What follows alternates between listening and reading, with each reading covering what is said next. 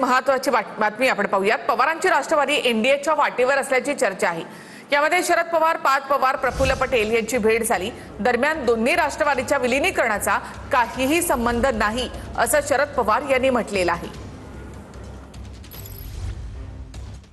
शरद पवारांनी मोदींची भेट घेतल्यानंतर दिल्लीमध्ये पार्थ पवार आणि प्रफुल्ल पटेलांनी शरद पवारांची भेट घेतल्याची माहिती समोर आली आहे। दिल्लीमधील शरद पवारांच्या 6 जनपद येथील निवासस्थानी पटेल आणि पार्थ पवार शरद पवारांना भेटली। त्यामुळे शरद पवारांच्या राष्ट्रवादीच्या एनडीएमध्ये जाण्याच्या हालचाली वाढलेल्या आहेत। कालच दिल्लीमध्ये आदी तटकरेंनी अमित शहांची भेट घेतली होती। त्यानंतर सुप्रिया सुळे सुद्धा अमित शहा यांना भेटल्या होत्या। या दोन भेटींचे फोटो समोर येत नाहीत। तोच गेल्या आठवड्यामध्ये पार्थ पवार आणि प्रफुल्ल पटेलांनी शरद पवारांची भेट घेतल्याची माहिती समोर आली आहे।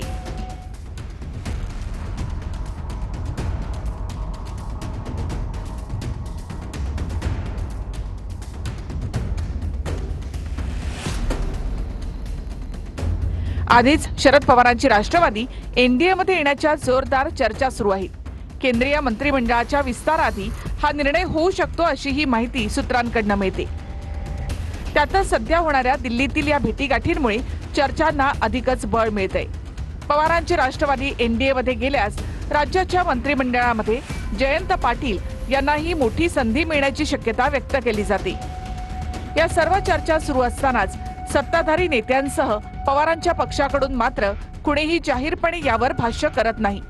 पवार एनडीए सोबत जाणार नाहीत असं संजय राऊत यांनी म्हटलं, तर नाना पटोले यांनी मात्र आम्हाला काही फरक पडत नाही असं वक्तव्य केलंय। खरं तर दोन्ही राष्ट्रवादी एकत्र येण्यासंदर्भात पुन्हा एकदा चर्चा घडू लागलेल्या आहेत। त्या संदर्भात माझी भूमिका क्लिअर आहे। काही झालं तरी विचाराचा मी पक्का असल्यामुळे एनडीए बरोबर मी कुठेही त्या ठिकाणी जाणार नाही, न माझ्या पक्षातले प्रमुख नेते त्या ठिकाणी जातील असं मला वाटतं। का अहो देशाचे प्रधानमंत्री आहेत ते, अजून त्यांनी राजीनामा दिलाय का?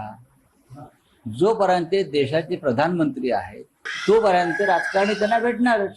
बघा, कोणी कोणाला भेटलं तरी मोदी आणि शहा काय 2029 राहत नाही, हे पवार साहेबांनाही माहिती। मोदी तो गयो। पवार साहेब हे देशाचे नेते, देशातला कुठल्याही पक्षाचा नेता कार्यकर्ता हे आदरणीय पवार साहेबांचं मार्गदर्शन घेत असतो। त्यामुळे पवार साहेबांना भेटणं, पवार साहेबांची भेट घेणं, पवार साहेबांचा आशीर्वाद घेणं यात मला कुठेही चुकीचं वाटत नाही। आज आमच्या समोर कोण कोणत्या पक्षात चाललेला आहे याच्यापेक्षा देशातल्या तरुणांचा जो आज प्रश्न ऐरणीवर आलेला आहे त्या गोष्टी आता आमच्यासाठी महत्त्वाच्या आहेत। माझ्या पक्षाचा मी सच्चा कार्यकर्ता आहे, ताईंचा फॉलोअर आहे, माझ्या साहेबांचा मी एकनिष्ठ कार्यकर्ता आहे, माझ्या पक्षाची मी एकनिष्ठ आहे। त्याच्यामुळे मी भेट घ्यायला ताईंसोबत गेलेलो। त्याच्यामुळे ताईंच्या रेवती ताईंचा आमच्या जे रिसेप्शन ठेवलेलं आहे 10 ऑगस्टला त्याचं निमंत्रण देणं एवढाच अजेंडा सुप्रिया ताईंचा होता। अहो शरद पवार साहेबांचा स्वभाव महाराष्ट्राला का देशाला माहिती आहे ना। जास्त दिवस ते एका पक्षाबरोबर युतीमध्ये टिकत नसतात।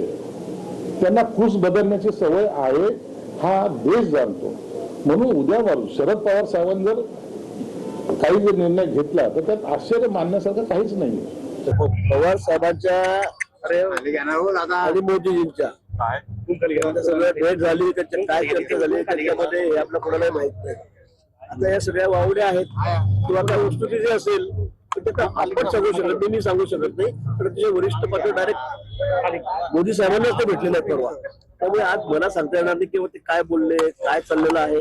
दुसरीकडे पवारांची राष्ट्रवादी एनडीएमध्ये येणार आहे, त्यामुळे तयारीत राहा अशा सूचना भाजप वरिष्ठांच्या फडणवीस शिंदेना देण्यात आल्याची माहिती सूत्रांकडून मिळते। त्यामुळे येत्या काही दिवसांमध्ये पवारांच्या पक्षाचं एनडीए सोबत जाण्याचं चित्र स्पष्ट होण्याची शक्यता आहे।